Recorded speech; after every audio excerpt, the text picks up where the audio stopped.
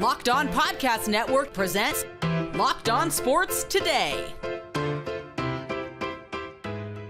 The Yankees just fired their hitting coach, so the question of how the season is going in the Bronx seems pretty obvious. The Yanks needed this All-Star break badly. Also, the Chicago Cubs got one of the best picks in the first round, and the best quarterback not named Patrick Mahomes may surprise you. I'm Peter Bukowski, starting your day with the can't-miss stories and biggest debates in sports. You're Locked On Sports Today. Searching all major sports. Found. Let's start with the biggest story. The New York Yankees are in fourth place in the AL East, but are 7 games over 500 as we enter the All-Star break. Out is hitting coach Dylan Lawson, in former television analyst Sean Casey. Of course, Sean Casey, a pretty good baseball player and a pretty good hitter in his own right when he was playing. Stacey Gadzoulias from Locked On Yankees joins me now. And Stacey, we talked a couple weeks ago about this Yankees team. You pointed to the injuries, of course, Aaron Judge, chief among them. But when you start making coaching hires and fires, it starts to feel like it's more than just what's going on in the roster. So what is going on with the Yankees? Well, they needed a scapegoat because they can't come out and say that we constructed a horrible roster. So Dylan Lawson. That'd be bad PR, yes. Yes. So Dylan Lawson got the boot. And, it's amazing that this is the first time that they've fired a coach midway through a season since 1995. And when you think about the fact that George was still in charge back then, so things changed. If you grew up in the 80s like I did, you remember people being fired every 5 seconds under that regime. And for there to be such a big gap between this happening, kind of impressive, but also he's a scapegoat. It's plain as day. So the thing about All-Star Weekend for the Yankees is they get to be very excited because Garrett Cole is starting the All-Star game. They have made maybe the preeminent hitter in baseball on their roster theoretically. So it seems like, okay, there is the top-end star talent that we have come to expect from the Yankees. So what are they not getting from the middle and bottom of the roster that they need to be getting? It feels like everyone is trying to go up and hit, 6-run home runs. They're not trying to string together hits. The hitting velocity of the team is hitting strikes and hitting them hard, but it feels like they're just trying to kill the ball all the time. They're not having good at bats a lot of these times, or a lot of the time, and they tend to not hit well in the beginning of the game, get into a team's bullpen and hit better, but sometimes they're too far behind to make a comeback, so that doesn't help either. It's just the hitting velocity is really, philosophy is really bad. And some of these guys who normally can hit for average aren't, like Rizzo. He was doing really well before his injury and then he fell off. And that was also a big blow. It wasn't just Judge. It was the fact that Rizzo went down and he hasn't been back since his first hot 2 months. And that really hurt the team a lot. So we mentioned the hitting and you mentioned the scapegoating, but when you look at their rotation, Garrett Cole, who's having an awesome season, is the only regular starter for the Yankees in their rotation with an ERA below 4. So why is pitching not taking some of the heat here? It should in some respects, but the whole thing for the Yankees is they want them to hit and they just don't. And they have such a strong bullpen. Seems bad. Yeah. And they have such a strong bullpen that the bullpen kind of covers up the starters' flaws. And, the bullpen kind of fell off a little bit toward the end in the last week before the All-Star break. And I joked on my show, but it's true. They're tired because Cole is really the only starter right now who can give them 7 innings. And not all the time, but every once in a while, he'll make it into the 8th inning, 7th inning, where these other guys are barely making it into the 5th and 6th. And, the bullpen's tired. But I feel like the second half is going to be better for them. They have Rodon back. They have him. Shouldn't even say back because he just made his first start all season.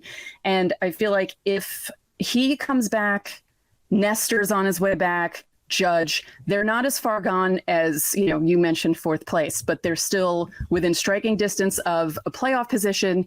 And as long as they're within striking distance of that 3rd wild card, they should be fine. And the Yankees aren't selling at the deadline either. They're gonna try and go for this.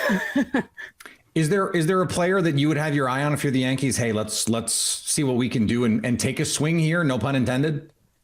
Well, it's funny because it wouldn't even, well, all right, I have two. One would be a hitter, Cody Bellinger, and the other would be a pitcher, either Jack Flaherty or Lucas Giolito.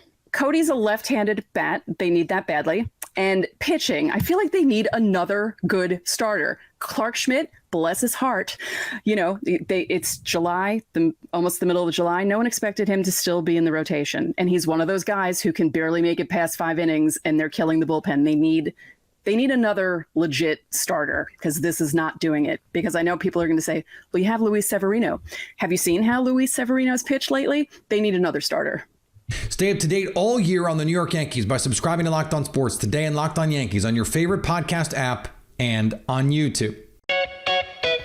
Thanks for making Locked On Sports Today your first listen. Coming up, the Chicago Cubs had one of the best picks in the first round of the MLB Draft. Before we tell you why, Northwestern has put its foot down. Take your first swing at betting Major League Baseball on FanDuel and get 10 times your first bet back in bonus bets, up to $200. That's right, just bet $20 and you'll land $200 in bonus bets, win or lose. That's $200 you can spend betting everything from the money line to the point totals to who you think is going to hit the first home run. When it comes to the first player homering in tonight's All-Star game, the favorite is, as you may expect it, Shohei Ohtani. FanDuel has Ohtani's odds at plus 950 to launch that first dinger. Marcus Semien, Ronald Acuna Jr., and Mookie Betts are all right behind him at 10-1. Keep an eye on Freddie Freeman, though, 13-1 to hit that first jack. You can also combine multiple prop bets in a single game for a bigger payout with FanDuel's same game parlay, all on an app that's safe, secure, and super easy to use. Plus, when you win, you can get paid instantly. There's no better place to bet on Major League Baseball than FanDuel, America's #1 sportsbook. So sign up today and visit FanDuel.com/lockedon to get up to $200 back in bonus bets. That's FanDuel.com/lockedon. FanDuel, official partner of Major League Baseball. Northwestern moved quickly with their investigation into head coach Pat Fitzgerald's involvement in the hazing allegations on the Wildcats football team. Northwestern fired Fitzgerald on Monday. University President Michael Schill wrote an open letter to the school community that said, "The head coach is ultimately responsible for the culture of his team. The hazing we investigated was widespread and clearly not a secret within the program. The culture in Northwestern football, while incredible in some ways, was broken in others." Defensive coordinator David Braun is expected to be named the Wildcats' acting coach. And shout out to the student journalists that helped break this story open. The Northwestern student newspaper detailed some of the allegations that caused the Northwestern president to go back and reconsider, to investigate further. And that was ultimately what led to this moment. Holding the powerful to account. That is what journalists do. Kudos to these students who aren't even professionals yet for understanding the assignment. Portland Trailblazers general manager Joe Cronin said Monday that a Damian Lillard trade could take, quote, months to complete in order to satisfy the objective of leaving the franchise in the best position possible if he ultimately trades away one of the best players to ever wear the team's uniform.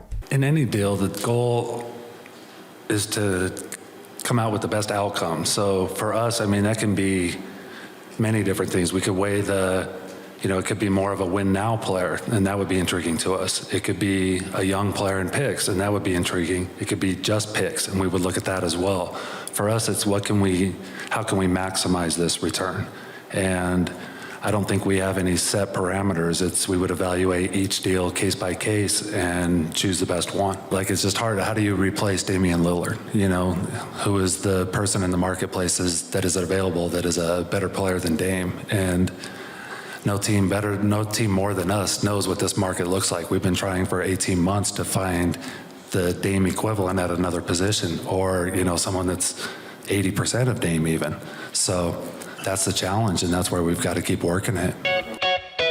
The potential legal battle between Bob Huggins and West Virginia continues to build on Monday. Huggins released a statement saying he never submitted a resignation notice to the school and should therefore still be employed as the men's basketball head coach. A June 17th announcement released by the school and attributed to Huggins indicated he was stepping down following his arrest the night before on a charge of driving under the influence. However, in his statement on Monday, Huggins said that June 17 announcement was not written by him.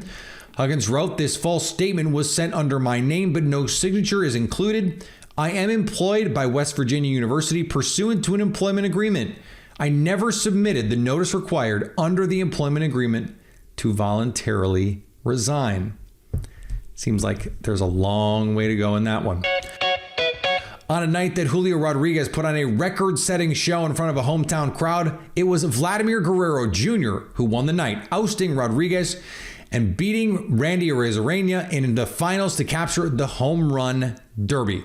With 25 jacks in the final round, Guerrero's lead looked in jeopardy when Arozarena hit 21 homers before his final 30 seconds of bonus time. Arozarena managed just two in extra time, prompting a Guerrero celebration. Now 2 generations of Vladimir Guerreros have won the home run derby. The first round of the Major League Baseball draft can be a crapshoot. Many players picked don't even make it to the major leagues, despite the hype that can surround them. That's why you have to look for value in talent. And as hosts Lindsey Crosby and Jeff Alice point out, that is what the Chicago Cubs did. With the 13th pick in the MLB draft, the Chicago Cubs take Matt Shaw out of Maryland. So did kind of nail that there as far as a top talent. Does everything well for the most part. I think the hit tool is average to above average. I think the power is average to above average. I really like the approach. I feel like it's a very mature approach. He has impact in his bat, and you can probably see a double-digit home run, double-digit stolen base kind of profile here out of Matt Shaw, but just it feels like it's a good choice for them as far as what they need, what they do well, and somebody who should move through their system relatively quickly. Yeah, like I said, I'm a huge fan. He went in at the Cape and did everything great. He's the opposite of Troy, where the BABIP isn't as good, so the concern might be hit tool if something doesn't quite come together. But he's my guy in this draft. Like if you have your guy, this is the guy where starting at the Cape, I just really liked him. He runs really well. Like he has big power this year. Brandon Lau was my comp at times. I think he can play second. He can play third. I don't necessarily think he's going to hit 37 home runs in a season, but I think there is a lot of skills here. And part of the problem for a guy like him is the Big Ten really isn't a Power 5 conference in baseball. Let's talk about, there's essentially a Power 3 in baseball. So anything he did this season got a little discounted. But the Cape performance, he doesn't strike out much. Like I said, he's a plus runner. I think to now this is my favorite pick. These last 2 picks have been far and away my favorite. Yeah, and I will say he got significantly better after coming out of the Cape, and the big thing that he struggled with, he struggled with secondaries before he went to the Cape. Fastball as both a freshman and a sophomore, and he got much better after that. It's something he walked about 14% of the time, struck out around 13% of the time, so walks more than he strikes out, has all fields power. I like that a lot. Get all your Major League Baseball draft coverage by subscribing to Locked On Sports Today and Locked On MLB Prospects on your favorite podcast app and on YouTube. Coming up, why the best quarterback not named Mahomes will surprise you. Or maybe it won't. It's Patrick Mahomes at number 1. That much is clear. When Locked On NFL scouting hosts Joe Marino and Kyle Krabs set out to do their rankings, number 2 seemed to be almost as clear as who number 1 is. Number 2, we have Joe Burrow, Cincinnati Bengals. 2 healthy seasons, 1 Super Bowl, 2 AFC championship appearances as a team. Special player, right? There's a calmness about him. There's an accuracy. Obviously, he's got great receivers, and he does a great job of taking advantage of them and throwing really accurate footballs for them to go make a play on. Just really good decision-making, processing speed. I mean, he's really special, and his story is awesome. And I mean, what this guy's done since that last year at LSU until now, I mean, he's playing quarterback as good as anyone out there. Yeah, it's about 69% completion percentage, and he's thrown for like 9,000 yards the last 2 seasons. I mean, you've dealt with injuries in that stretch. You've dealt with bad offensive line play in that stretch. I mean, to talk about the offensive line, that Cincinnati offensive line, the year they went to the Super Bowl, they obviously spent and invested big time there. And I just think he's the cerebral part of Joe's game is, I think, his greatest superpower. And I think that would be a fun separate conversation, talk about the superpowers of all these quarterbacks. But if you ask me, Joe, and what makes Joe such a special player, I think it's, you talked about Mahomes being so instinctual, but I think there's a pre-snap component to Joe that is going to set him up for a lot of success and consistently be in the position to make the right play. Well, and I think the greatest evidence of that is how different Joe Burrow is than the other quarterbacks that are in the top 5. Right. Or, really, bunch of physical freaks. And then Joe, who's a above average athlete with above average arm strength, but really special accuracy and instincts to get that done. Look, it's hard to argue Joe Burrow belongs at number 2, but I can't help but think how this conversation might be different if 13 seconds go differently. 13 seconds that Josh Allen had no hand in screwing up. They had gone into Kansas City and won until they didn't, until the defense blew a gobsmacking final 13 seconds. What if the Bills win that game and they go on to beat the Bengals? Who knows what could have happened from there? But Josh Allen would have had the same sort of clutch bona fide moment, at least, that Joe Burrow gets so many plaudits for. And let's be honest, the skill talent around Joe Burrow is significantly better than Josh Allen. Josh Allen creates so much because he can create with his legs, and he has Stephon Diggs, of course. But this past season, when the offense was not the sort of juggernaut it had been the year prior, you lose Brian Daboll, you have injuries, you don't add significant skill talent. Dawson Knox doesn't take that next step. They don't have a T. Higgins, and Stephon Diggs, for as good as he is not as physically imposing as someone like Jamar Chase.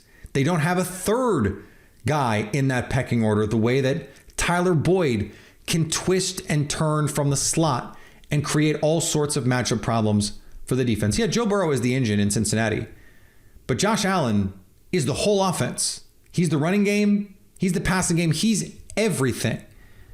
And it seems to me if he had gone into Kansas City and beat Patrick Mahomes once, which is, at least in the playoffs, all Joe Burrow can say, I just wonder how this conversation would be different. And finally, the LA Angels are currently out of the playoffs. If the Major League Baseball season were to end today, that would be the 9th year in a row in all 6 seasons of Ohtani's career that he could not get into the playoffs. The 29-year-old Ohtani was asked Monday whether reaching the playoffs had become a higher priority as he sorts out his future. He responded by saying, "Those feelings get stronger year by year. It sucks to lose." So, what is more likely to happen? The Angels end a playoff drought, or the Angels trade Shohei Ohtani? I'm pretty sure I know what they'd like their answer to be. Thanks for making Locked On Sports today your first listen. Now go find your favorite team's Locked On podcast and make them your second listen. Coming up tomorrow, speaking of trading Shohei Ohtani, which team would be the most likely landing spot in a trade?